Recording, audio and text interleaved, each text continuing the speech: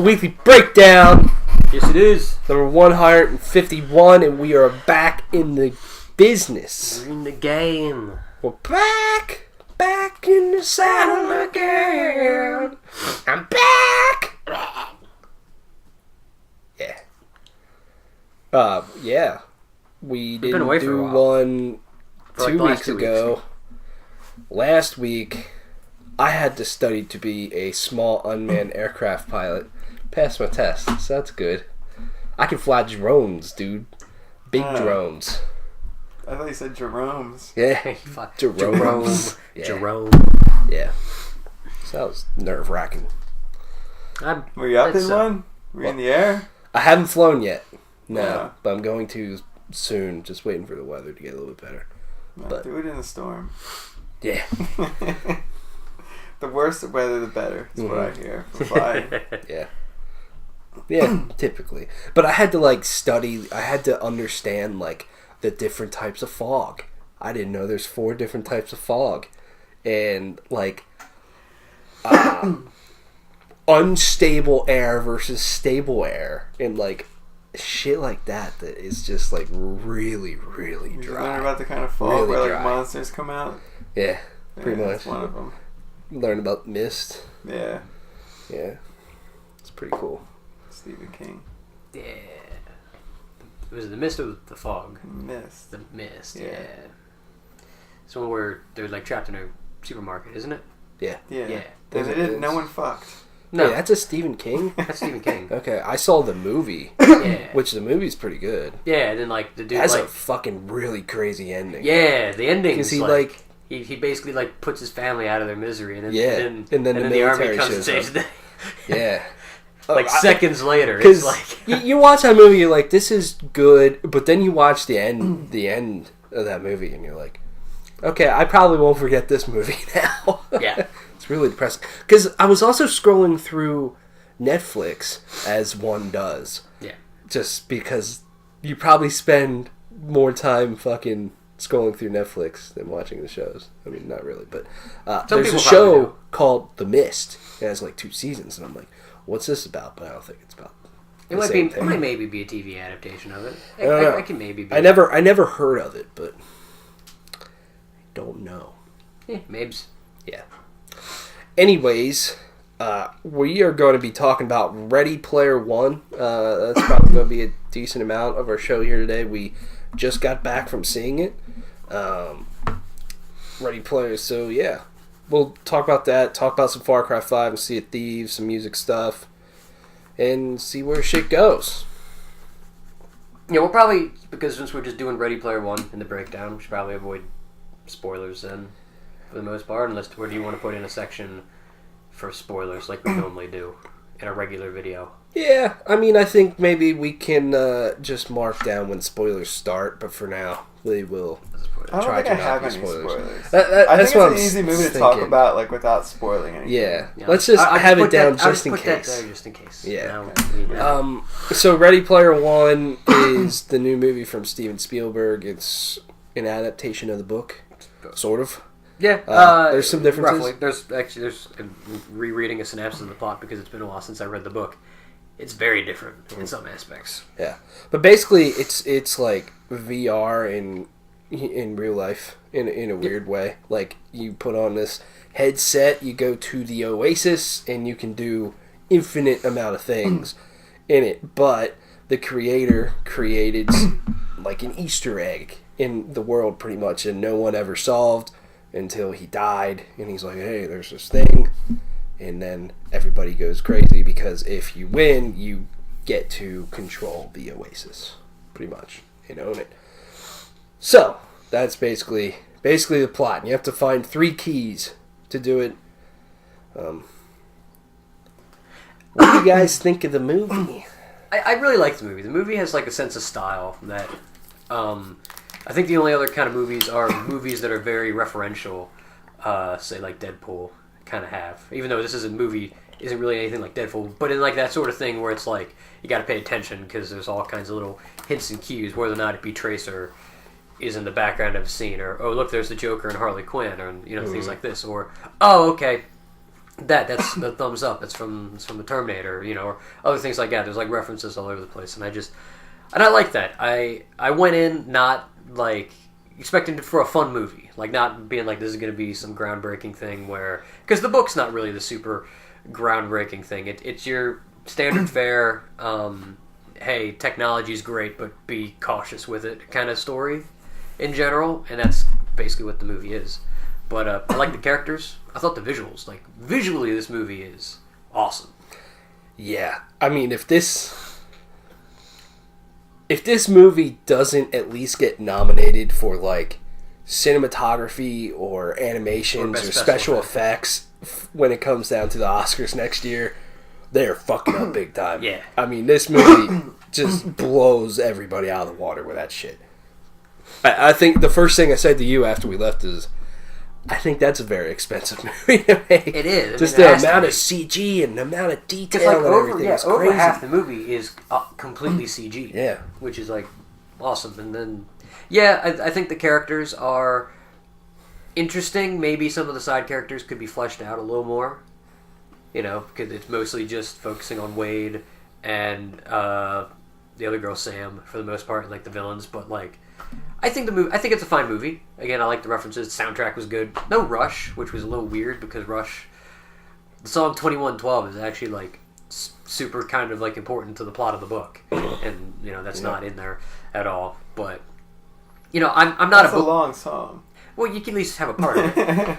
I'm not one of those book purists where I'm it's not the same as the book. Yeah. Well, the song wasn't in the book because you can't hear the song in the book. So. I just thought there might have been Rush in the movie. I mean, they had Rush in the trailers. Also, there was a 2112 poster up on the wall at one point, but maybe they wanted to take the time. Yeah. No rush. But that's it. I enjoyed the movie. I liked the main character Wade. Was played by Wade Watts. Ty Sheridan, and I liked Sam, played by Olivia Cook. Those are the two standout characters out of all of them. T.J. Miller's in the movie, and Simon Pegg's in the movie. Ben Mendelsohn. Yeah, He's in the movie too. Ben Mendelsohn. Yeah, but he was in Star Wars Rogue One. Rogue One, a Star Wars story. There you go. Sorry. So that's my thoughts. That's kind of a comprehensive thoughts and whatnot. What do you think, Big Poppy? What do you think? What do you think, Dad? Come on, Dad. Tell me your thoughts.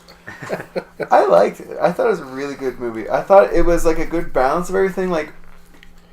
During the movie, just after the movie, I was kind of thinking to myself about it, and there were a couple things that initially I'm the humor in the movie did none of it really hit. Mm-hmm. There were a couple parts where it was it's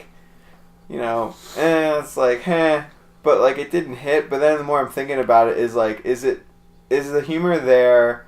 Because every movie is it seems like every big movie now has to have some has to have humor, the punchlines, which that really bothers me.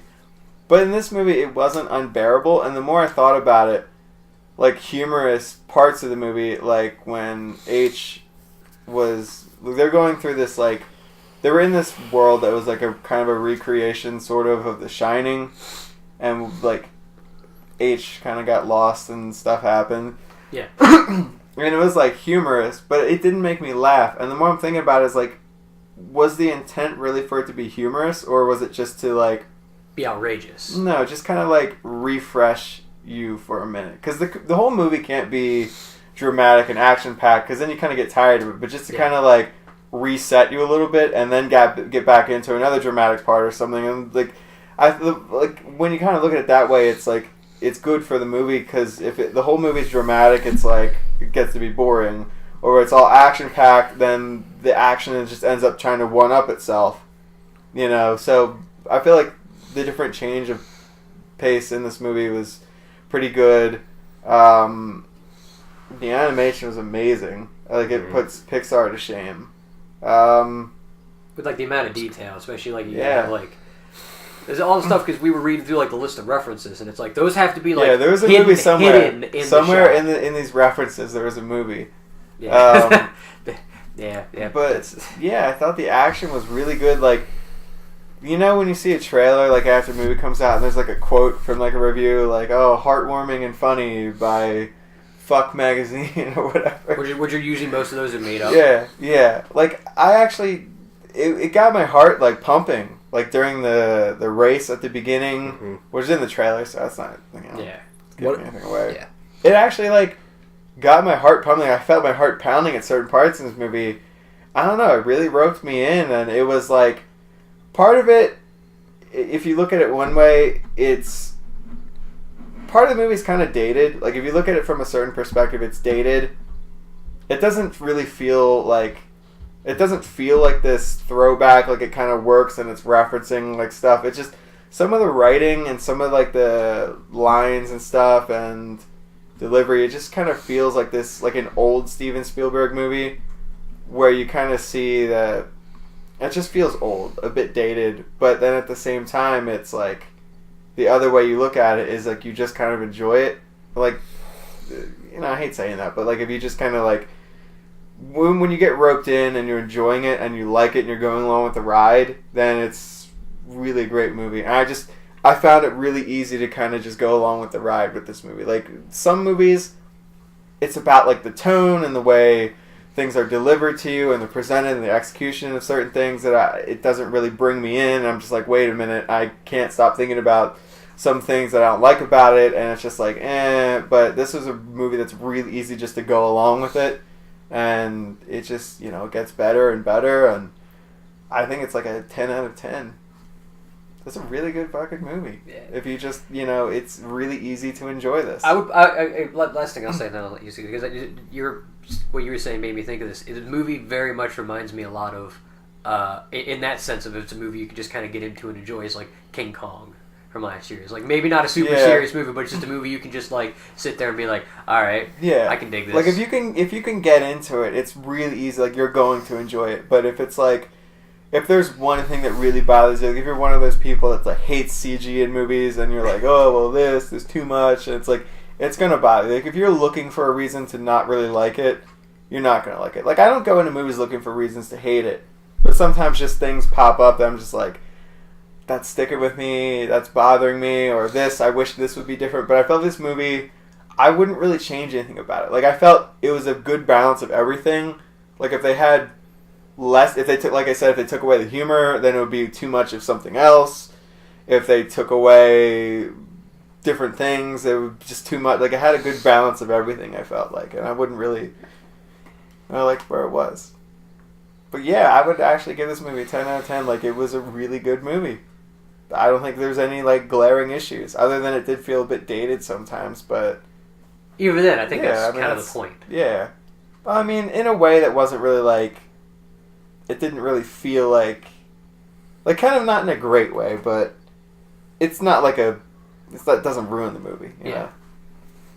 Yeah, I like this movie a lot, and I feel this is kind of the only way they could have done this movie, because you have to really go all in with it, in order to capture it correctly, and they really fucking did with a lot of the animation in CG and everything. Like, especially towards the end, I was just completely blown away by that. And I think that the race scene in the beginning, what was great about that to me is not only was it like super intense, but like the special effects and the animation was fucking great, but the editing there was fucking great too, because they didn't have no music playing or anything. It was just this just visceral sound of shit just being destroyed in car engines and all sorts of shit.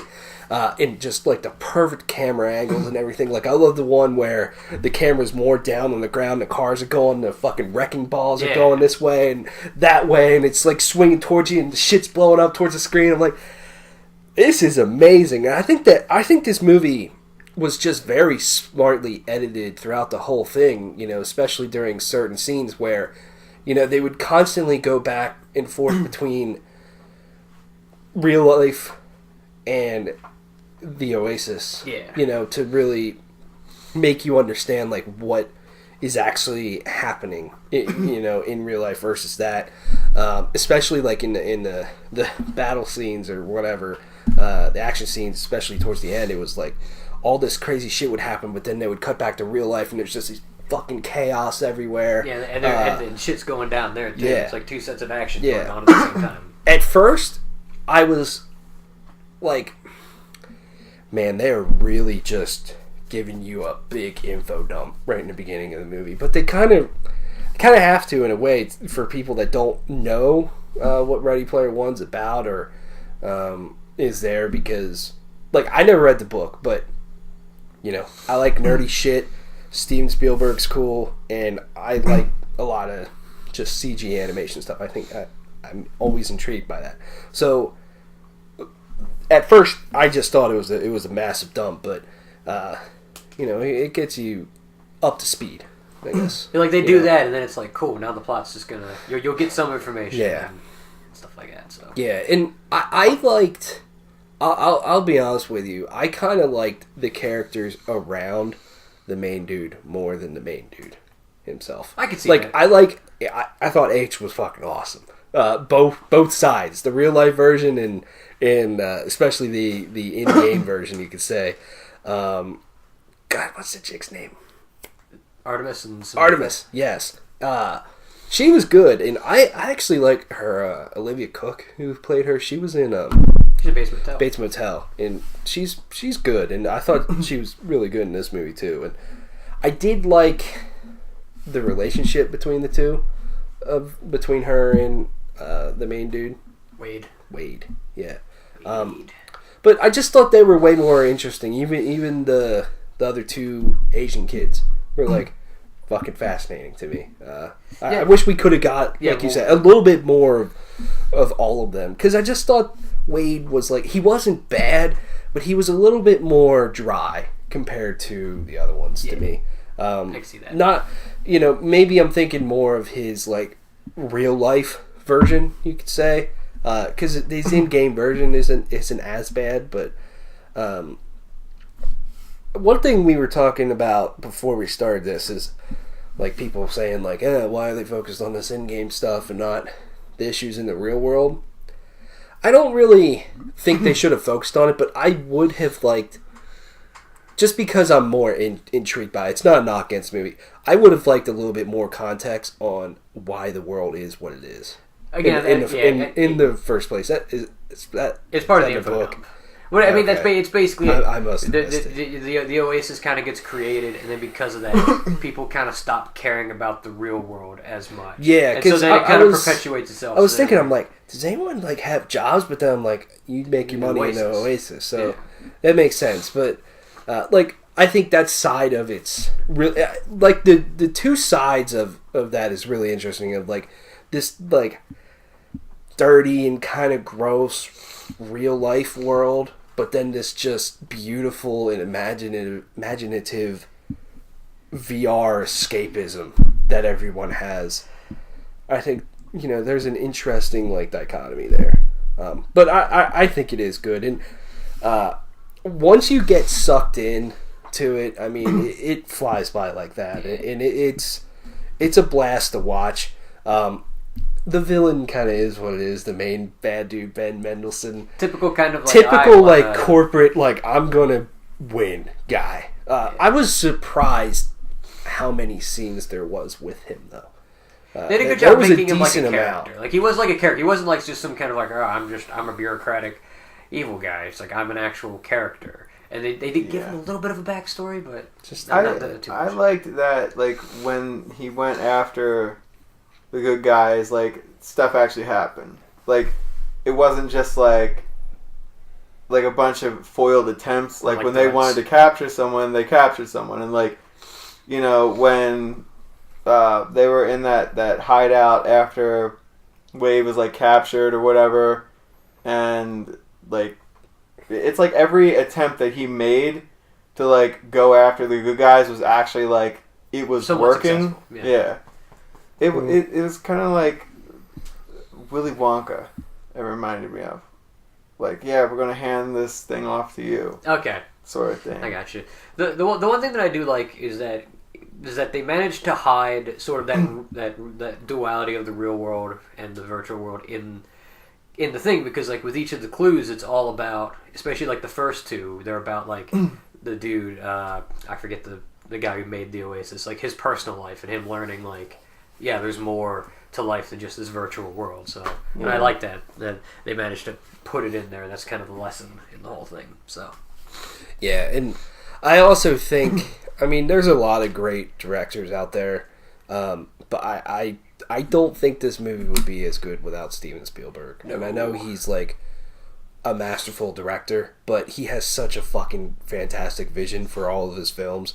And this is a movie, in order to do it well, you need to have somebody with just an incredible vision of it.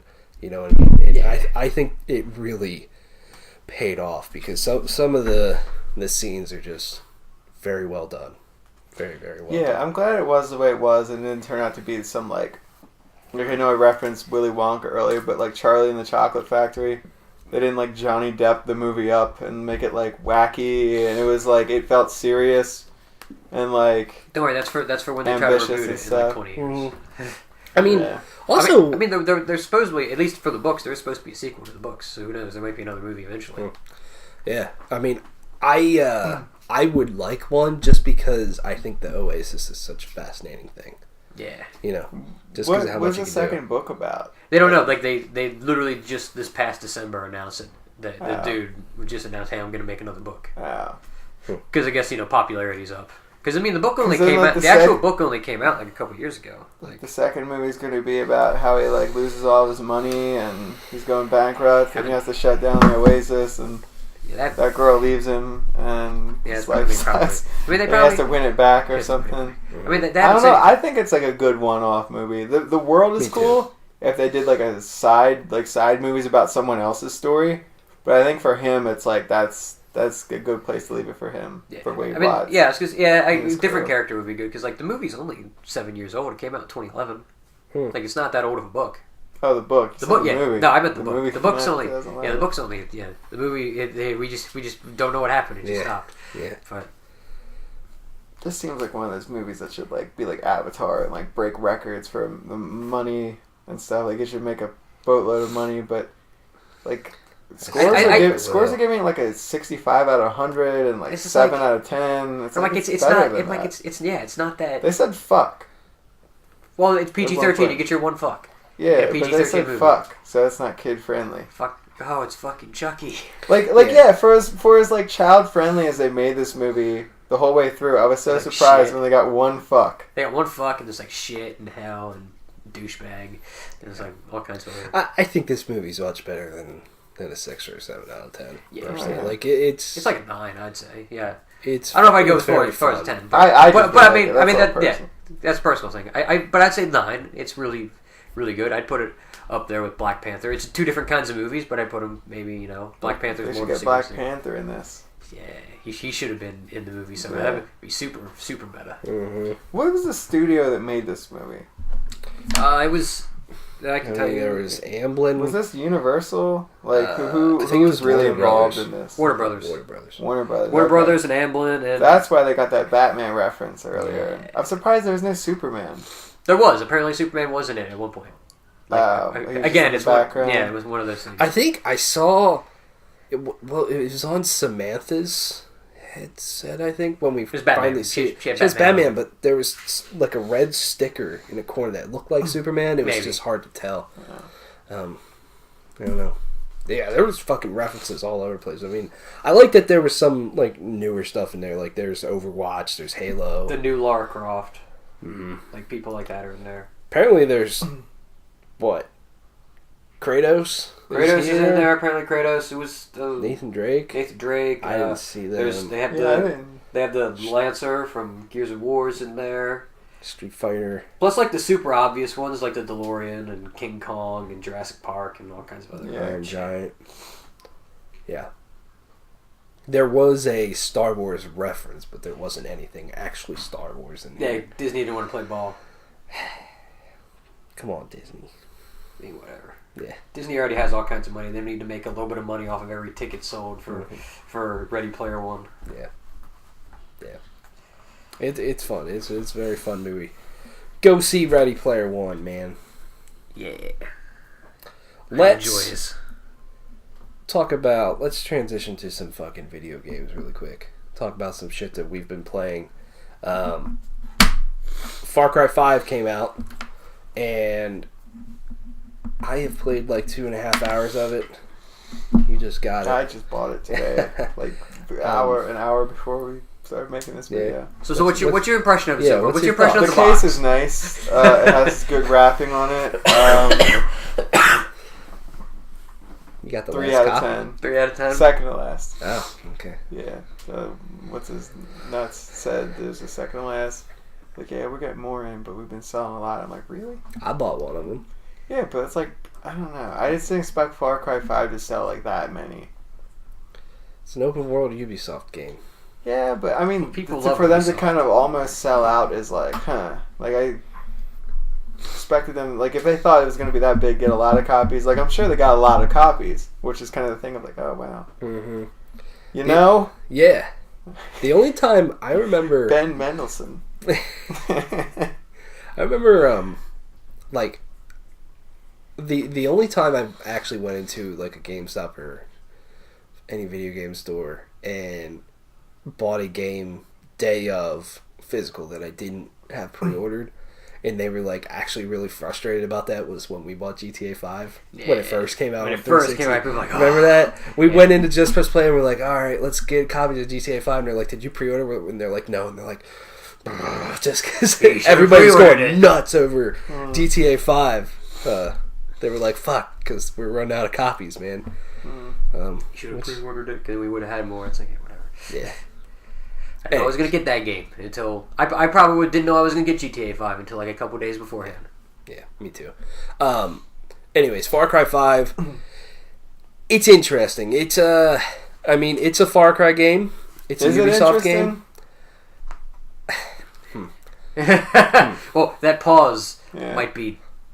That's the biggest thing about Far Cry is it arguably isn't as interesting as it used to be. Agreed on that. Like, Far Cry 3 was really interesting. Far Cry 4, a little bit less so. Primal was fun, but not super interesting. Far Cry 5 is, I would say, less interesting. Better looking. See, I don't know on that. From what I've seen, it looks pretty nice, graphic-wise. It looks nice. I think Far Cry 4 and Primal look better. That's just me. Well, I haven't fucking played. Yeah. Well, I'll say this visually. So you go through the beginning of the game, then a very Far Cry thing. I thought you went through the end of the game first. But then a very Far Cry thing happens, and the beginning of the game is interesting. Let me walk back. Well, I watched the intro of it. The first 10 minutes or so, I think is very fascinating, very gripping. You know, they introduce all the villains there. Very cool. You just kind of walk in and you don't get to do anything, though. Yeah. It's just like, But at least to set it up, I'm like, I can dig this. Then the game turns into a Call of Duty mission, which that sort of shit just takes me out of it, of like, fucking, I just murdered 50 fucking guys, and fucking airplanes are bombing me and all sorts of shit. I'm like, really? I'm like, all right, really? And then man, Montana's dangerous. Airplanes are bombing me. Yeah, and then a bad thing happens, and then some fucking redneck wakes you up, and he's like, I need you to go retake this island. And I'm like, okay, Far Cry. Here we go. Here we go. This is what I'm used to. You walk outside. We need you, one person, to do everything around here. Mm-hmm. Like, you walk outside, and I'm like, this game does not look good. Like, what the hell? They put this fog around the whole map, so you can only see certain parts of it.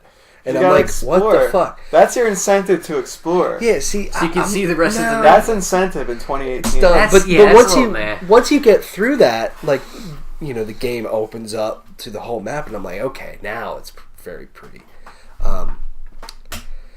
And then it's Far Cry. Like, you lose track of the story because of what you're doing.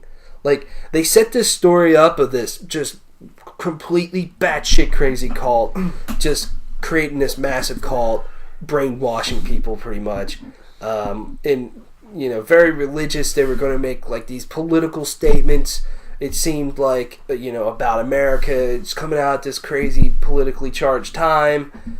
And that stuff just sort of gets dropped, or they don't go with it as far as they should. Like, it's either you go for it, or you just don't really even try to set it up at all. Like, they set it up to be this really fucked up, really, like, getting into some dark parts of, like, stuff game, and then you end up just running around, like, tasing cows or some shit. Exactly. Like, basically, that's what happened. And I'm walking to one of the early outposts in the game. Take over. It's Far Cry.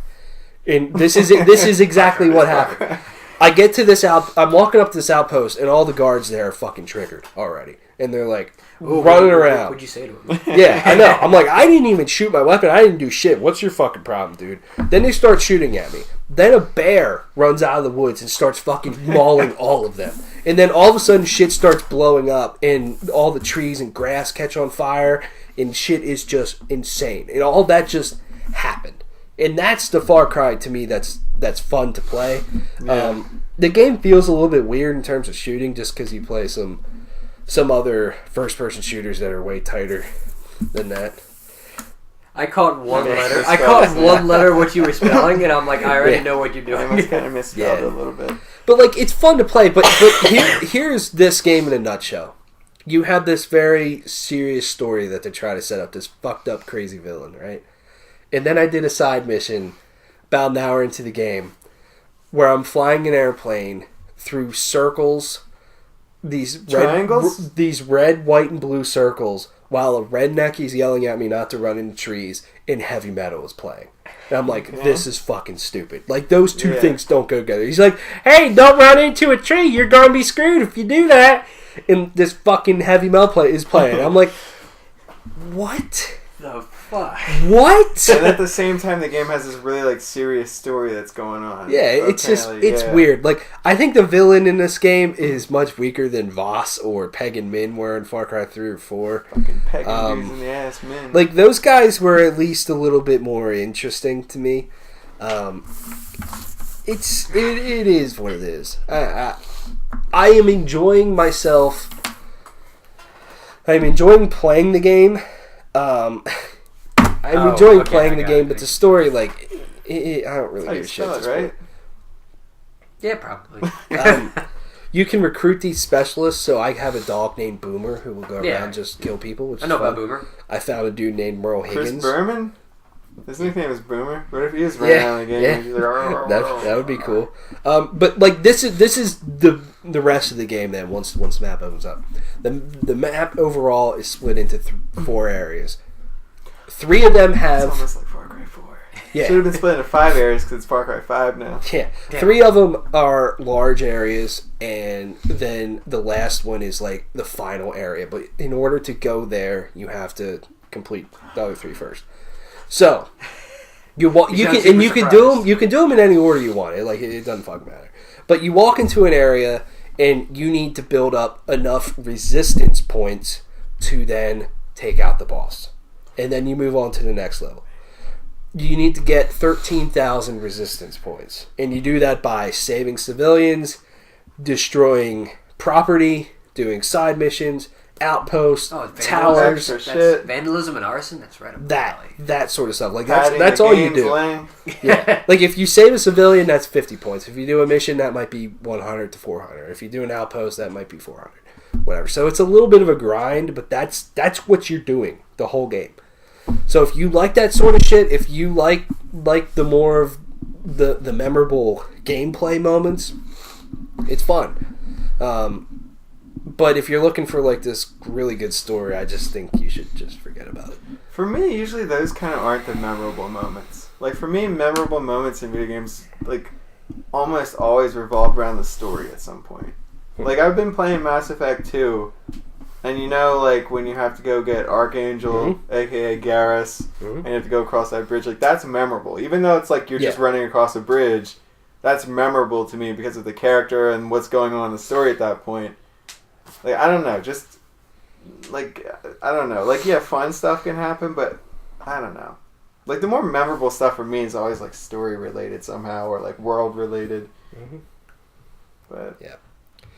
But that's it. I mean, they have toned down the progression system in Far Cry so much that it's almost not as fun to me. Like, I know some people complain about it, but I liked going around and hunting fucking honey badgers to make a new wallet.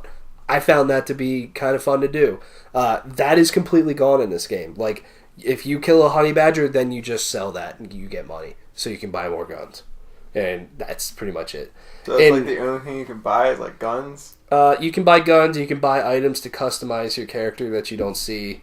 Okay, do a fucking this game's doing it across the board. That's pretty much it. But like how you upgrade yourself is that you do these challenges, and the challenges are very Wolfenstein like. Like you have to get 10 kills with an assault rifle. Then you get 2 points that you can put into something. Boomer needs to take out 10 dudes. There you go. Does he do that on his own, or is it kind of like the dog in Ghost, where you can direct him? He might do it on his own, but you can direct him to attack certain people. So, like, if you're sneaking into an outpost, and it's like, okay, I'm going to get that guy, but Boomer, you go get that guy. And you just aim and hit like Queef from left on the D-pad, and then he'll go get him, and if you time it right... Yeah, like dog. Yeah. Dog Queef. Yeah. And if you time it right, like, you're good. You're good to go, but... Yeah. It sounds like... I don't know. It sounds like a... Like, kind of a... I don't want to say it, but it just sounds like an Ubisoft game. Like, it is. They're like... I thought they were, like, looking up and everything. Like, they have Beyond Good and Evil 2. I'm not even sure if that game's going to happen. And if it does, at least from what What's-His-Nuts was saying about it... it's going to be fucking great. What's his fucking name? Michel. Michael Ansel. Yeah. Yeah, but what he's saying about it and, like, the demo that I remember watching and him like showing off the spaceship and just the size of everything, and you can go to other planets, No Man's Sky. So I'm like, dude, this game's never gonna come out, or when it comes out, people are gonna be fucking disappointed because it's not what it's not what you're saying is in your imagination. So like, I don't know about that. Skull and Bones could be all right. I'm really like coming down from Ubisoft. Like I was really enjoying like Ghost Recon Wildlands, and I thought Far Cry 5 was going to be better, like an improvement on the Far Cry series. I kind of felt like Far Cry 5 was going to just be it is what it is sorts of thing. The game I've really turned around on is Assassin's Creed Origins. I've played that game for almost 55 hours now, and damn, I've been playing the new DLC, The Curse of the Pharoahs, which is, I would say, the blood and wine of Assassin's Creed Origins. Like, there's this massive new map and just really fucking interesting shit going on. Like, these pharaohs are coming out of nowhere that just spawn up and kill everybody. You go to the tombs, instead of just being a normal tomb, you go to the afterlife, which is just these unbelievably beautiful areas, and just totally new sorts of shit there. Like there's these massive fucking scorpions and these big Anubis looking dudes and these super intense boss fights and some interesting side quests and storytelling going on. And that's the thing about Assassin's Creed Origins. Like the further you play that game, the better the writing gets, and it actually gets really good. The better the boss fights and the gameplay gets. But the simplistic mission design is what I think turns a lot of people off, because there's like 4 or 5 different types of things that you're doing. You're investigating this, you're killing that guy, you're finding this thing to take it back to that guy, you're escorting this guy. That's pretty much it. Like there's a good foundation there for what they changed Assassin's Creed to be. They need to make... I think there's too many quests in that game. They need to tone it down and make them more interesting. That would be what I would like for Assassin's Creed, because the RPG like stuff that they've added, the loot sort of stuff, like all that stuff can be built upon. But I feel like their quest design really needs overhauled. That's the one game I really came around on, and the other one though is which I feel is actually really weird to say, a very underrated game is Watch Dogs 2. Is fucking great. I will say. I tried the demo for that. It was fucking amazing. I loved everything about that game. And I feel like people are sleeping on it. One, because it came out at a very busy time. And 2, the first Watch Dogs wasn't that good. Yeah. But this one seriously is what Watch Dogs should have been from the start. Yeah, I've been having like the hankering to get that one. I like it. But I mean, I feel you. Like, Ubisoft does some really interesting things, but some of the, like, to me, Far Cry, this is the last Far Cry to me before they really just need to blow the whole They thing have to up. pull like an Assassin's Creed and They like, do. yeah, wait a couple years and... Because this formula for Far Cry is getting really stale. Like they blew Assassin's Creed up and made it something kind of new and refreshing.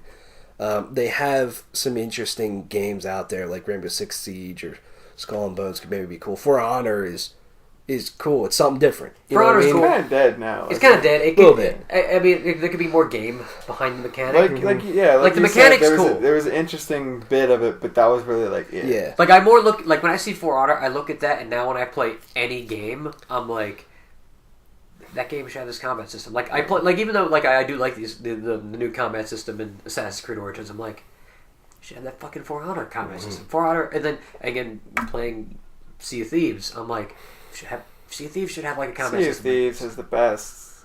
Everything. Yeah. Let's transition and talk a little bit about Sea of Thieves. Yeah.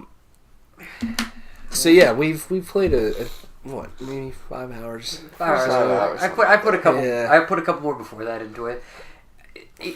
It's a good like, hey, let's play it like every 2 to 4 weeks kind of game. Like just to fuck around.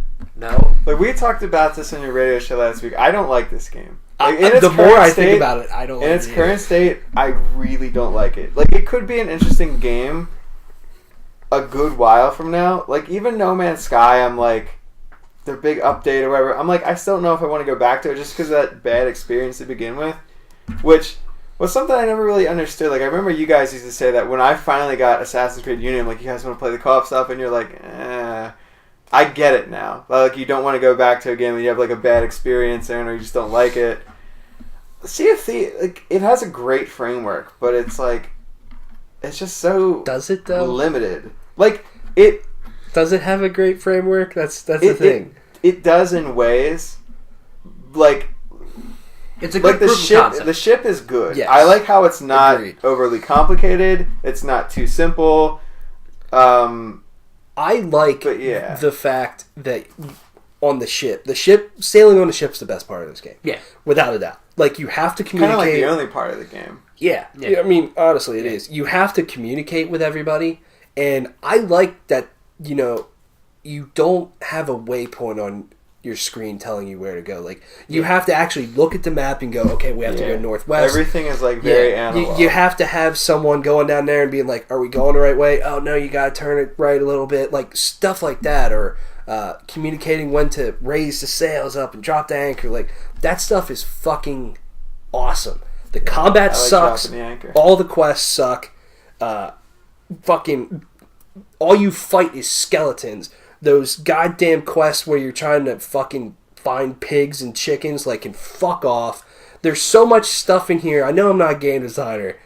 It's just gonna sound like a real asshole thing, but there's so much here that should fucking be here. And I know they talked about it as, like, this is a games as a service thing. It's gonna evolve over time, but, like, fuck!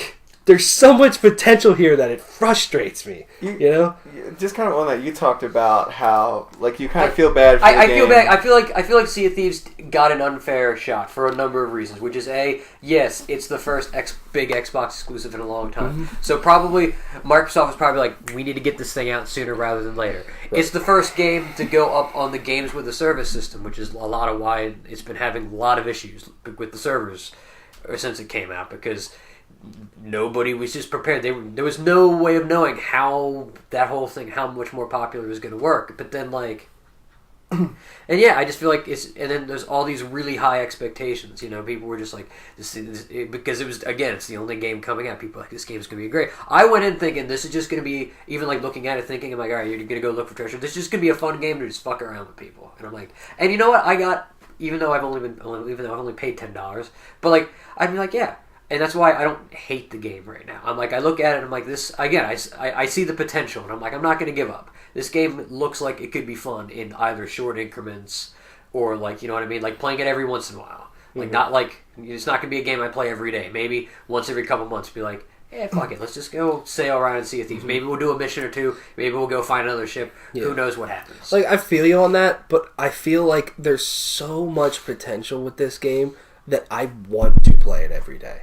You know, I want this to be the game that we go home every night and we just play it for hours and hours. Hey, I feel you. You know what I mean? But like, and again, I feel like that's sort of like just the hand that they were dealt. You know, it's this new IP. Well, and granted, sure, maybe it's the whole game, you know, games as a service thing. But I don't know. It's just like, I understand the hate and the you know, the people's problems, but I look at it and I'm like, yeah, but you know what?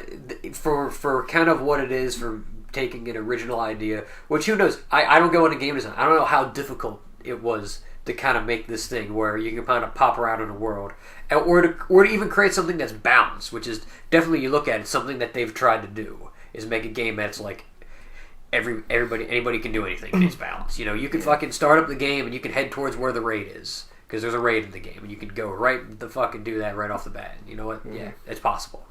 I don't know. I wish, like, we played the whole for fucking a while and we ran into like one crew, like, and maybe that was like server stuff because they had a lot of server problems, and maybe they were just kind of, they're slowly getting that stuff back to where it should be. But like, I wish we would have ran into some fucking people and fucking or like the Kraken. Like riding through a fucking hurricane was one of the coolest things I've ever done in a video game. Yeah, like, that was fucking awesome. great. And that was the sailing stuff. Like, that one mission we did where we got to this island and we had to constantly, like, the skeletons could only be killed by shooting them, and we were constantly running out of ammo. There wasn't an ammo box on the fucking islands, and we just had to constantly run back and forth through a shit. Like, that shit sucks. That shit's kind of bad. Like, I just wish that, like, why is there not, like, merchant ships that we can plunder, or like why are we not fighting other AI pirates? Maybe, like, stuff like that. Yeah, like a pirate ship or something. Like skeleton. or like, again, like, or like, I think of Black Flag, like the Royal Navy. Like, oh yeah, you can't just pirate forever. Oh, here's this fucking ship. Or you even said, if it was a fucking man of war. Yeah, like you could have you could have like an 8-person crew, and it's like a huge fucking ship that takes a lot more work. Or maybe there's some like man of wars around the world that, you know, it's a fucking bitch to take out, but when you take it out, there's a lot of reward that's like in that. Your raid on the sea or whatever. Like, stuff like that. And they could add it over time, but like, I know game design is extremely hard.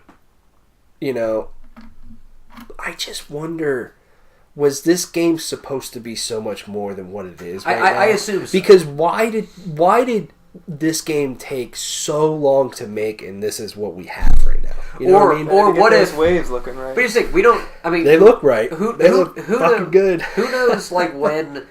I mean, it's probably a simple lookup, which I could do. Like, well, who knows when the game went into full production? Like, sure, we found out about the game in like what, 2015, 14 or 15? 2014.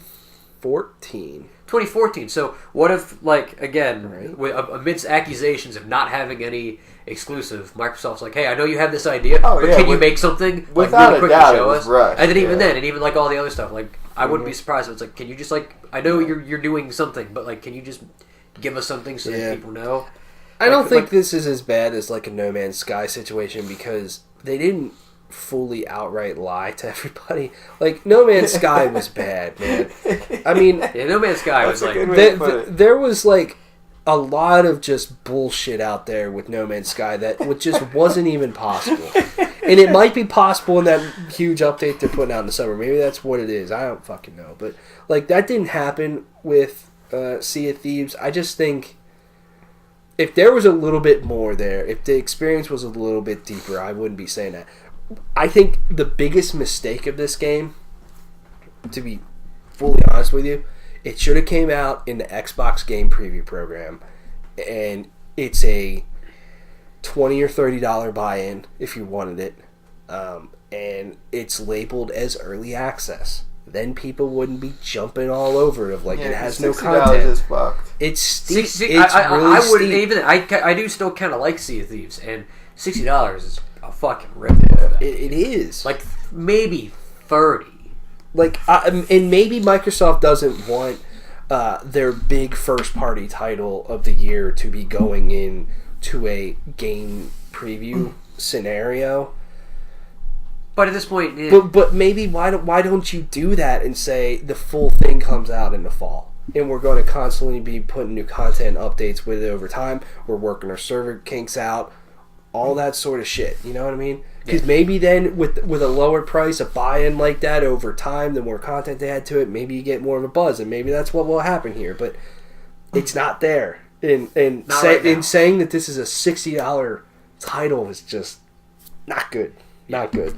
I mean, even with that, there is like the promise of that they're going to be working on the game. Like right now, I'm sure they're working on making the game better, but it's just that feeling of uncertainty because like you never know what's going to happen. If it's in that environment of where they promise and like it's being worked on and being improved. Like now, I don't know. Like in a couple months, they could just stop working on that and work on something else, and then that's the game left. Like it's kind of the uncertainty. It's kind of like the weird thing where like I look at, granted again they're completely different games, but I look at games like Fortnite. Fortnite's updated once a week, sometimes multiple times a week, and it's like It's also free.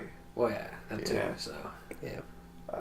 The one thing I hope they add to it is more puzzle stuff.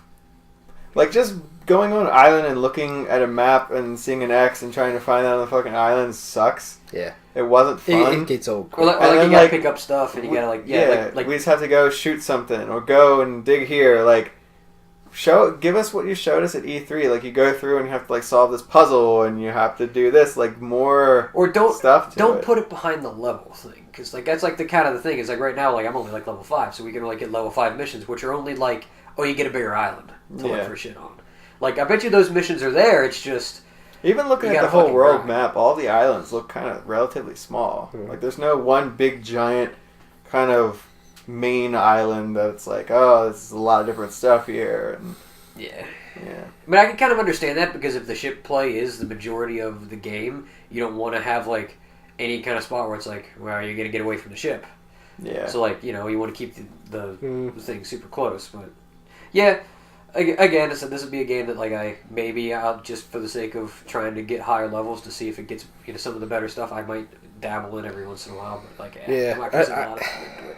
Personally, I think I'm gonna probably cancel my Game Pass thing for now until State of Decay 2 comes out and renew it. Then hopefully they've added some shit to it by then too. I think that I don't know. The one biggest thing I hope they add to it is like purpose to do things. Because right now it just feels like you go there, you get a chest, you get some like money, and maybe you can buy some stuff. But like more outside of that, more variety, like that really motivates you to do those things. Because they are repetitive things, but without that motivation, without that, I'm going to get this unique sword, or I'm going to get this like day one patch or whatever. Like motivation. Skins. Yeah, exactly. Like skins and clothes and all that stuff. I like that stuff. It costs a fucking lot too. It does, but like like different swords, different pistols, like shit like that. I think could go a long way. Customizing your ship.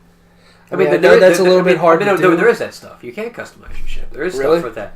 And it goes in your chest, and you can put it on your ship each time. But again, it costs a lot of fucking money. Yeah.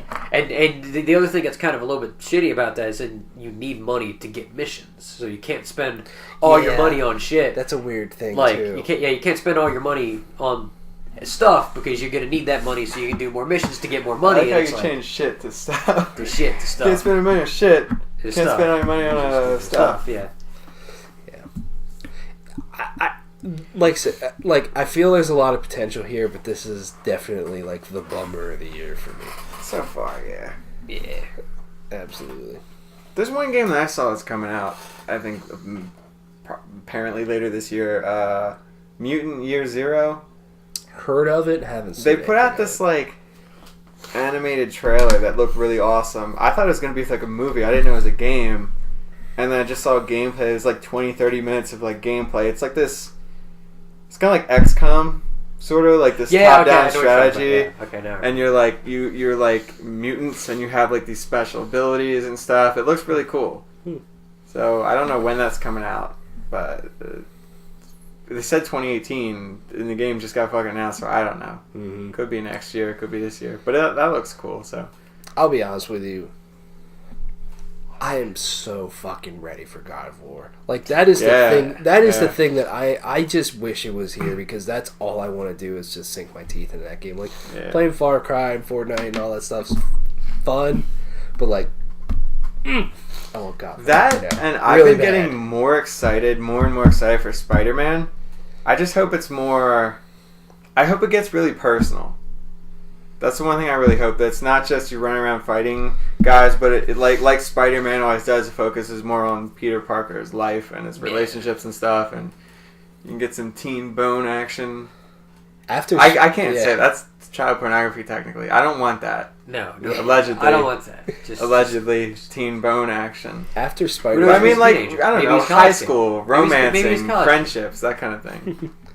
College boning. Yeah. After, Tobey Maguire boning. after Spider-Man, Insomniac should make a Deadpool game.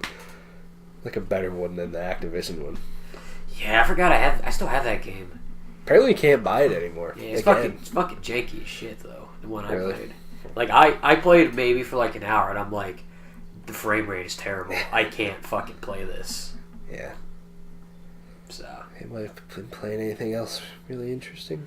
not really, Kind of the same stuff. for the most part. Stuff I with need to dams. finish The Walking Dead so I can do other things. Like I just haven't had time to do that. You know? Yeah, I kind of just at that point now where I'm waiting for the next thing to come out, which is God of War.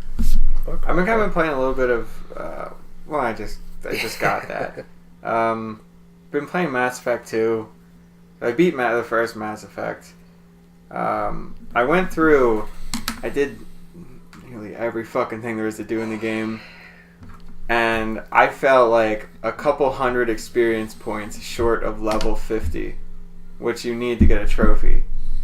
I'm like, Jesus fuck. I put so much time and so much into that first game. And I love the first Mass Effect. It is one of my... It's in my top 5 favorite games ever. Like, I love the first Mass Effect. I know that's like a... Maybe not everyone's... It's kind of a hit or miss for a lot of people, but I fucking love that game. I might go back at some point and do a lot of the rest of the stuff, but that... Fuck. I spent a lot of time. A lot of being in the Mako...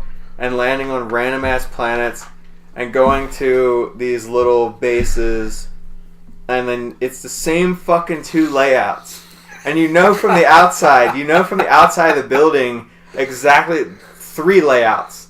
You know, like there's one where you go into this little room, and then there's a bigger room, and you go up some stairs, and there's another one. It's the same fucking layouts. I was just lying there, just on my back, just like playing this fucking game. I was getting so pissed. I'm just like, like I was fucking just losing my mind playing that. When it comes to the story, and like, I'm so glad they fixed that shit. Mm-hmm. But the story is amazing. The characters are awesome. I love the world. But it's like that. It was like fucking being. I'd rather be waterboarded. Like, fucking hell, man. It was like torture, just doing the same shit. And you have to land on the planet, and it loads, and you have to drive the Mako over the fucking planets. Sometimes I had these giant mountains, and you would have to like drive up. I was trying to figure out a way to go around the fucking mountain. I was getting so fucking pissed. And it was to the point where I was just like, fuck it, I'm just gonna try to go up the mountain, and it was like too steep. I started sliding back down. I'm like, oh, there we fucking go. And I'll try it again. I'm like, oh, there we fucking go. Sweet, how do I get around this fucking thing? Fuck me. I have to go up, down, and fucking... You go up the thing and you like fly off and you flip the Mako. If you were fucking it's cock shit, man. I wish Mass Effect was real and you were actually Shepard. That's all we go the fucking thing again. They're going back down. I don't know where to go. Let's fucking drive the mountain. Oh, I guess I can't go up that way. I have to drive all the fucking way around, and that's like 2-3 more minutes till I get to the same fucking base. Or I find this anomaly. It's like, oh, scan this thing. Did you play first Mass Effect? Yeah. There's this like fucking... Every time you get to like... In Mass Effect 2, they really made it easy. They streamlined it. Like you go up to a metagel container or like a locker or something, and you just open it and you get credits. In the first Mass Effect, that's how you get like weapons and armor and stuff. You go up to like lockers, but you go up to it and you have to have your decryption skill high enough for like easy, medium, and hard decryption things, and you go up to it, and like the buttons will appear: X square, triangle, and circle if you're playing on PlayStation, whatever the fuck it is on Xbox, and it'll go up, and you have to press these buttons like really quick. But it's so fucking quick sometimes. Like if you think for a second, and you're like a millisecond too late pressing triangle, it like cancels it, and you have to spend meta gel on it. And you have to go around and do these things over and over, like these different anomalies on plants. You go up to it, and it'll be like, scan this. I'm like, oh, look at that, another scan. I didn't see any of this before. And I do it, and it's like I fuck it up. By the end of it, I was just fucking up every one. Some of the things, it wouldn't like lock you out of it because they're part of the game or whatever, so you'd be able to scan it again. But there was one, I kept fucking it up like 15 fucking times. I'm just like, god damn. I would just lay back. And I just lied there for like 10 minutes and closed my eyes. And I got back up and like, alright, let's fucking do this again. It was so fucking difficult. I'm fucking picturing you right now, just getting super fucking frustrated. Like I just lied back like, this is it, I'm gonna kill myself. Like, this is it. Like, don't give me a gun. I mean, I love that game so much, but I fucking hate it. So I'm on Mass Effect 2 now. And the first playthrough I did, the game froze for me like 4 fucking times. 3 of those times when I was down in the fucking apartments on Omega looking for Morden's stupid fuck ass. Yeah. And like froze. And I'm like, what the fuck? Because I chose the Vanguard class so I could do that biotic charge thing. And I think that was kind of fucking with the game a little bit. So then I went back to Infiltrator and I just like sniped people, and it's working fine now. And the Shepherd that I tried to make another Shepherd, and they just look like dog shit. Like, it looks fine, and you turn them around, like, you can see different angles of the head. Then I'm in the game, I'm like, what the fuck is this? What I do? Because the lighting is so weird, like, it just looks so fucking weird, like, just a monster. Like, just, you want to euthanize them. And so I started over, and it's working now, and I'm enjoying it, and I'm playing that. I want to play Fallout 4 on Xbox One. I just got that. I want to do some mods. You have like limited mods on PS4.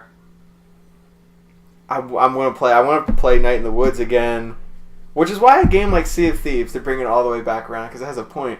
Which is why a game of Sea of Thieves just kind of bothers me so much because like I want to play this game, but like right now you're wasting my time. Mm-hmm. Like you're drawing me away from this other shit. Yeah. Eventually I'll play you again if I remember, or by the time it gets good again, who knows what could come out, you know? But right now, I'm just fucking excited for Cyberpunk. I'm glad that's still a game. We talked about that last week. I'm just glad that still exists. And they're talking about it. My dick got hard. Just a little bit here and there. Yeah. They're finally talking about it. Just enough to give me a fucking Woody. I know. And I rub one out. Yo, the hype train for that game is going to be huge. It's going to... If it is what they say it is, and I actually like believe them. Like, I know it's falling into a bad spot, but because of what they did with The Witcher 3, I'm like, I believe you. I hope they come up with, like, I don't know. I'm not expecting it to be like The Witcher, but, like, different animations, different, like, Blade Runner the game. I'm fucking hard as a rock. Like, just full fucking chub, man. You can bust a hole. Like, I could carve some shit in stone with my dick. I'm more stoked for that than whatever the fuck Bethesda does next, to be honest with you. Yeah, their Starfield thing. That's apparently going to be at E3 this year. Whatever even if you ask me, and you guys are probably different, it's all cool. But if you ask me, Cyberpunk or Skyrim or Elder Scrolls 6, what do you want more? Oh, I'm Cyberpunk. I'm Cyberpunk all the fucking way. Because that's something new, you know. Exactly. Elder Scrolls is going to be cool, but I don't know. The one thing that is pretty cool is that the new project that Bethesda's working on, Starfield, whatever the fuck it's going to be. Apparently, it's the last game to use their Fallout, like their current engine. So apparently they're working on something new. So apparently this is going to be the last game that has like the animations that they use now and a lot of like the shit that they use now. Apparently, like after this, they're moving on to a lot of new stuff. But yeah, good. Yay! The engine runs like shit. Yeah, engine's like fucking the Telltale engine. Telltale engine is fucking piece of dog shit too. I did hear rumors, just fucking rumors, that there may be like a gameplay, like a small taste of a gameplay demo of Cyberpunk this year. Kind of like Anthem was last year. I'd be rock fucking hard, dude. Oh, we can touch dicks. Yeah, we'd be so hard. Fucking dicks are coming out of our pants. Might as well rub them together. Like, if you think about it, Anthem was 2017. They showed it off. It's not going to come out till like 2019. I'm thinking spring, summer 2019. Oh, it's coming out. It's coming out by March. Spring. It's coming out. It's coming out by the end of March. They're going to force that turd. Yeah, it's March 2019. That's when that game's they're going to force that turd. So that's like 2 years. If they show off Cyberpunk this summer, let's say 2 years, it's 2020. That may be about when it comes out. It's a possibility. If they show off something small, like just someone, I just imagine someone walking through a city, and you see all the different aliens or people around or whatever is going to be in the game. I don't really know what's going to be in the game. Is it going to be aliens? Is it just like cyber enhanced people? Which I think it might be leaning more toward that. So you just see cyber enhanced people, you know, kind of like Watch Dogs, where you're just like walking down the street, like you just see someone walking down the street, and then my fucking dick goes through the screen and breaks the TV. The TV. Yeah. There's some good shit out there. I just get excited thinking about Cyberpunk. Yeah. I hope that game is like, even if it's like just really good and not like fucking amazing, all time great, I'm still gonna be really satisfied. Because I think I'm in a position that I'm just gonna drink the Kool-Aid with that game. Like if some stuff is a little underwhelming, I'm still probably just gonna be drinking the Kool-Aid. Yeah. Fuck. All right, let's just skip to music. Fuck yeah. We're not gonna talk about Ben Mendelsohn. Yeah, we can use some discussion. Let's just talk Ben about Mendelsohn. The whole Ben Mendelsohn project's putting out an album. Yeah. I was gonna say, you want to talk about the X-Men stuff or no? I feel like if you want to mention it quick, did you just dab? No, I'm having a sneezing fit. A lot of the X-Men release dates got moved. X-Men Dark Phoenix got moved to February of next year, and New Mutants got pushed all the way to August of next year. Crazy. And the major thinking is, well, they got to do reshoots for like both those movies, but X-Men Dark Phoenix, February's been a good year for a good month for superhero movies. I mean, Deadpool and Black Panther both basically blew the roof off of everything when they came out. And August makes a little bit more sense for a horror movie to come out. So that's basically what all that is. It's just... Yeah. I still hope, because I know they're doing some significant reshoots of the New Mutants, I hope it turns out to be good. I do too. I think... Yeah, I just hope that it's it ends up working out. Yeah. Alright, let's talk about some new music. There's some shit that has been announced. I think the biggest of all the shits, The Word Alive, is going to be put out their new Ben album. Mendelsohn Alive. Yeah, their new album, Violent Noise, comes right. out May 4th. Are you stoked? No. I didn't know they still were a band. I didn't think so either. But they're making a lot of money. Yeah, probably. Cataclysm is going to release Meditations June 1st. Mendelsonism. Yeah. I'm stoked on that one. Here we go. Here's a hot tour for you. Dance Gavin Dance. I See Stars. Ben Mendelsohn Dance. I see Ben Mendelsohn. Era. Damn it. And Cyan Bar. They're all touring together. I didn't know I See Stars was still a band. Do you remember those guys? Yeah. I remember we stood through them to see the Acacia Strain at Warped Tour. Yeah, we did. I remember they played There's a word somewhere I can't else say too. about them. I just didn't like them. Yeah, we saw them somewhere else too, and I remember we just like sat along the wall, like we didn't even really watch them. Was it the Chameleon? No, it was that fucking. Remember that festival or big, huge festival sort of thing they had at the Freedom Hall in like Asking Alexandria played in Trivium. Oh, yeah. There was a shitload of bands there. And they had two stages set up. Yeah. They were there. Yeah. That's where it was.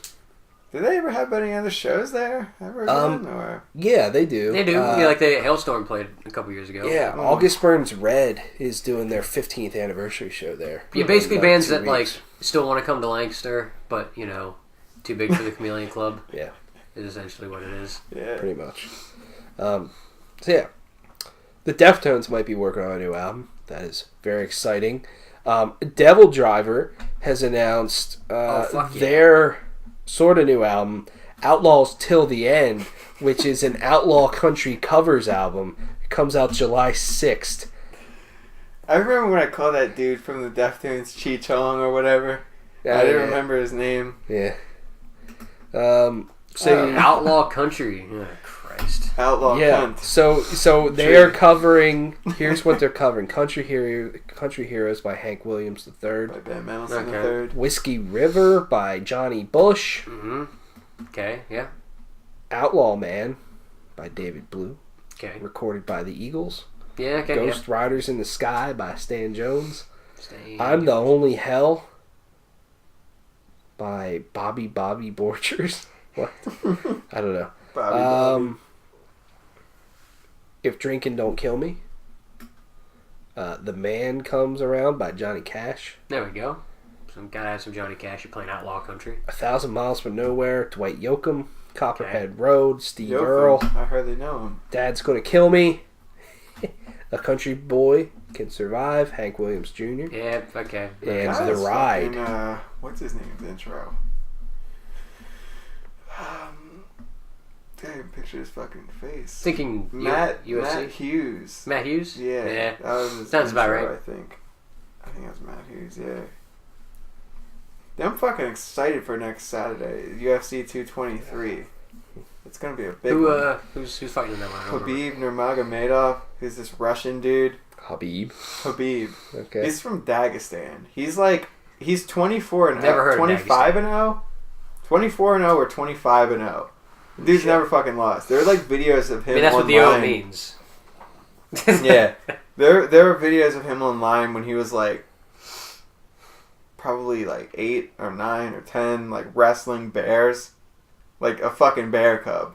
He was kind of getting his ass kicked a little bit, but the bear got him good. But like he gave as good as he got. Yeah. And then the other guy is Tony Ferguson, who just talks a lot of shit.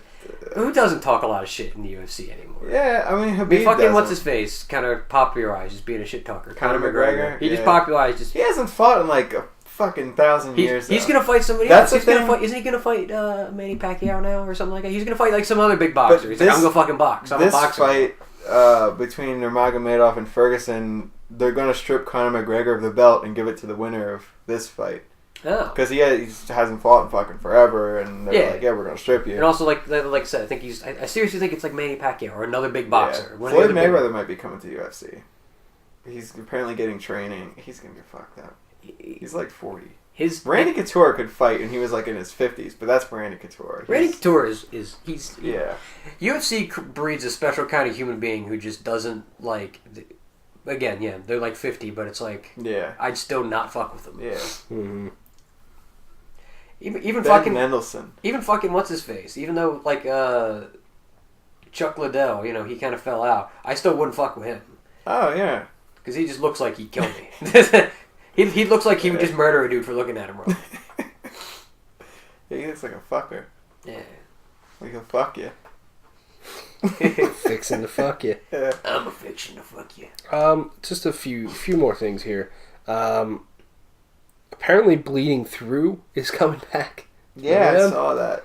I never listened to him. I don't give a fuck, but I saw that. Yeah. So apparently they're going to have a new album out in spring, so a return there. I think this here is sort of cool. So before they were Lamb of God, they were Burn the Priest. Yeah, I saw this. I heard one of the songs. I'm like, yeah, this is fucking cool. So Lamb of God's basically going to put out a covers album under the Burn the Priest name, Legion XX, where they're covering a lot of stuff. They're covering the Accused, Melvins, Big Black, SOD, Bad Brains, Slang Louse, Ministry, Agnostic Front, Quicksand, and Cro-Mags. A lot of like punk and hardcore sort of stuff. Yeah, That's cool. Because like when you ask what like one of the things for like Loudwire when they did the Wikipedia fact or fiction thing, they asked Randy Blythe like who are you influenced by? And he's like, yeah, I'm into fucking punk. He's like, I don't really listen to metal. Yeah. And he's like, I'm into fucking because like there was things somebody said they were influenced by Megadeth, and his response was, oh fuck no. It was his little response to that. I'm like, that's pretty funny. Yeah. And then so there's some weird shit going on here. The Faceless is a band. They are a band. Yeah, like now I'll let you get to it. Everybody left the band except for Michael Keane. Okay. And apparently it has been called out. Michael Keane put some big thing that, that he feels betrayed and disrespected that everyone left. But then their guitar player, or at least at the time, Justin McKinney, said that drugs are basically the reason why. He said, here, quote, "Here you go again, shifting blame away from yourself and towards the last 18 people who have quit the band. Stealing money from the band, stealing money from the fans, telling fans the reason you can't play guitar is because you're being nervous, not because of your heroin addiction and the fact that you never practice. Backtracking your solo and spiraling the void. Getting the band's equipment sold from your storage unit from non-payment and using the money EJ, the band manager, sent you to pay for the unit to buy heroin. Getting so high you can't even make flights on time. Yeah, we sure betrayed you, dude. Get your fucking life together and take responsibility for your shitty actions." That's apparently from him. Sounds like a fucking good band name. Shitty actions. Yeah. That's the thing with the Faceless anymore. Like it is a fucking constant revolving door of musicians. They always are like canceling shows and missing this and missing that. They take fucking an eternity to put any new music out. It's weird. I don't know. I still think people that like worship Michael Keane as this fucking musical genius is just crazy to me. Yeah, he sounds fucked. Yeah, he does. I mean, when you constantly have everyone leaving and then all of a sudden everyone leaves all at once.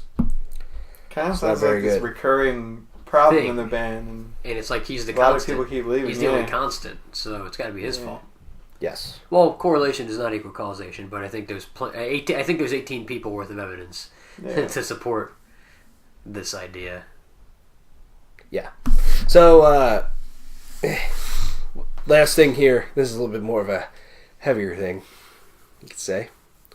Inquisition is a black metal band. Yeah.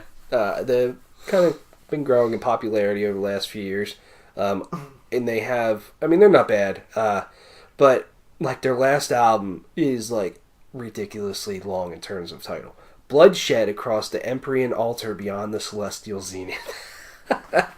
But they were dropped from their label, Season of Mist, and Season of Mist just said, "We're no longer working with this Inquisition, there will be no further statement," which is kind of like, well. Then all of a sudden it came out that one of the members, the sudden development is apparently related to Inquisition frontman Jason Wehrback reportedly having pled guilty to child pornography charges in 2009. According to Metal Sucks, Wehrback was charged with the possession and depictions of a minor engaged in sexually explicit conduct in December 2008 and ultimately pled guilty to unlawful display of sexually explicit material and obstructing a law enforcement officer. Very sad. It's not lost cool. profits. Yeah. He got nailed for... he's probably getting nailed right now in prison. Yeah. That is shitty. It is. Yeah. I mean, fuck that. Yeah. Fuck him. It's very disgusting the thing stuff. is, I'm sure like Luke would say it. Shout out to Luke, who hasn't been on the show like forever, but I'm sure Luke would say that someone like that would get, child pornography or they don't last long in prison. Yeah, you got fucked up. To be honest with you, I'm surprised it's taking this long. Yeah, for at least for season of mist to drop them. Like, and yeah, stuff. and he pleaded guilty back in 2009. Did he do any like prison time, or is it still? I'm not sure. The article or is it just like say. something that they just weren't aware of, and then it's just like hey, let's just Google our band. It's like, what the fuck is this? Are they from another country? I would assume so. No, they're from the United States. Oh, okay. It says here Northwest black metal band. Huh. They've also been dropped from. They were going to do a big tour with Satyricon. They were going to be on Maryland Death Fest. They've been dropped from all of those as well. Let me. Oh, there goes their career. I mean, granted, how did their career not just disappear 9 years ago? But there goes their. I mean, especially now if it's really coming out. Well, there goes that. The Jason Weirback, he did issue a statement, a pretty long one.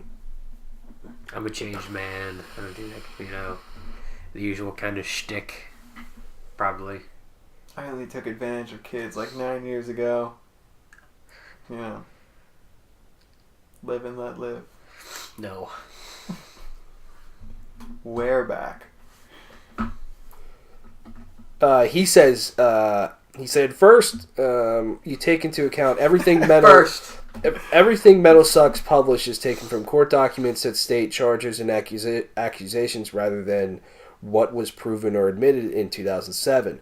Second, I never pleaded guilty to the charges, and the original charges were dropped after the courts examined all evidence. I am not a sex offender, and I was absolutely innocent of all charges. The plea bargain was something the prosecutor insisted on, and for the defense was the best option to end a lengthy legal process. Also, the background check webpage circulating is not entirely correct. It is definitely not showing what the police background check would show you. Whether he's guilty or not, that's just not something you ever want to be associated with. Also, it's like, here's the thing. If there's a couple of things where it's like, sure, I get it. A plea bargain in the court system is like, you're kind of in some ways like your get out of jail free card for a bigger offense. You know what I mean? You take a lesser thing, but that's something I would if it's not true, I would bite the bullet and be like, because that's gonna ruin whatever it is you plan on doing. So I'm just gonna be like, you know what? I'm not taking that. Let's just prove that it's not true. Because no offense, if it's not true, you have nothing to worry about. You're gonna win. Right. Like, I don't know. I get money is a thing, money is an issue, but like, I don't know. That's just me personally. I'd just be like, look, let's just get this. Yeah. Let's just prove this. I don't care how much money it takes. This is gonna sound weird. All right. But this is kind of why I sort of respect what Kevin Spacey did. Like, he came out. Oh, yeah. But before that, he came out and said, like, yeah, I did this. I mean, it was kind of a dumb shit thing. They're like, oh, I was drunk. He probably was drunk. But at least to say, yeah, I did it. Because, like, every fucking thing that comes out is like, no, I didn't do it. Everyone says, like, no, I did. Like, you never hear anyone owning up to anything. Because everyone is innocent. Like, everyone that anything happens to is innocent. Like, football players that, like, beat their fucking wives or beat someone or do something. Ezekiel Elliott got into some shit. Elliott got into some shit. And of course, I didn't do it. I don't know if he did it or not, but everyone fucking says, I didn't do it. Like, you never hear anyone come out and say, like, yeah, I fucked up. I did it. Now, granted, if you legitimately didn't do it, then sure, but it's like, Yeah, but I mean, like you said, fucking... Yeah, but you want that shit, like... Yeah. So... Yeah, because no one does anything. But, I guess I gave Kevin Spacey credit. It's fucked, It's just weird that the world we live in, everything is coming out now.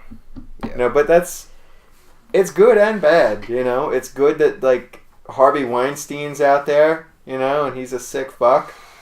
But then it's bad because, like, people, like, someone's life can get ruined if they didn't do anything. Just the accusation is almost as bad as the actual thing because that's what people read, and that's like decapitated. Do we even hear about them anymore? All we heard was his accusation, and then I guess the thing was dropped. Yeah, and it's like decapitated. The first thing you'll think of, like, oh yeah, didn't they do some shit? And it's like no one thinks past that. So it's a dangerous time that we live in for shit like that. Like, it's good and it's bad. I think a lot of people, anytime there's power to be had, and not to say that this is like power, it is power to come out and, you know, hold people accountable for things like this, but there's always going to be people that take advantage of those things to try to get power, you know. So it's a scary time. But if this dude was looking at, you know, child porn, fuck him. Yeah. And I understand the label on that point. They're like, we don't want anything to do with this. Like, Yeah. whether you did it, whether you didn't, then we're not going to handle any of this. Yeah. You know, you're out on your own. Sorry, that's the way it is. I would do the same thing. Yeah. Yeah, that's just something you don't want to be associated with at all. Yeah. So yeah, let's just talk about new music then.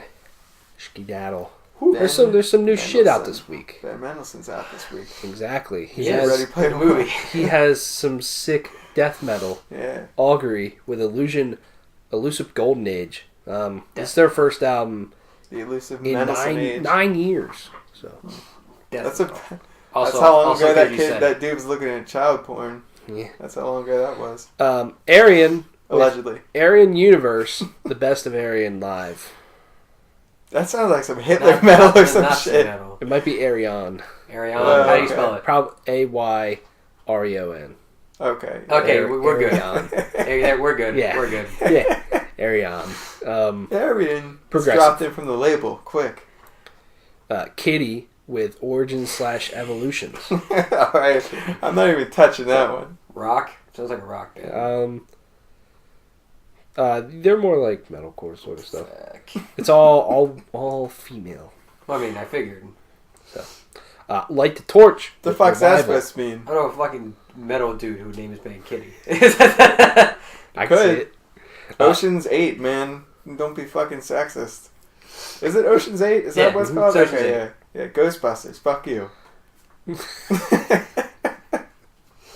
I don't know. Light the Torch with Revival. Light the Torch. Olympic medal. Ha.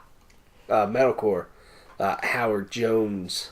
Medal. Killing it. Oh, yeah. With Right. They did change it. Some good I stuff. keep forgetting. Yeah. Napalm Death. Yeah. Yeah. With Coated Smears and More Uncommon Slurs. Fucking Pap smear. black metal? Death metal. Death metal. Death metal. Grindcore sort of shit. Crazy stuff. Octopus with Supernatural Alliance.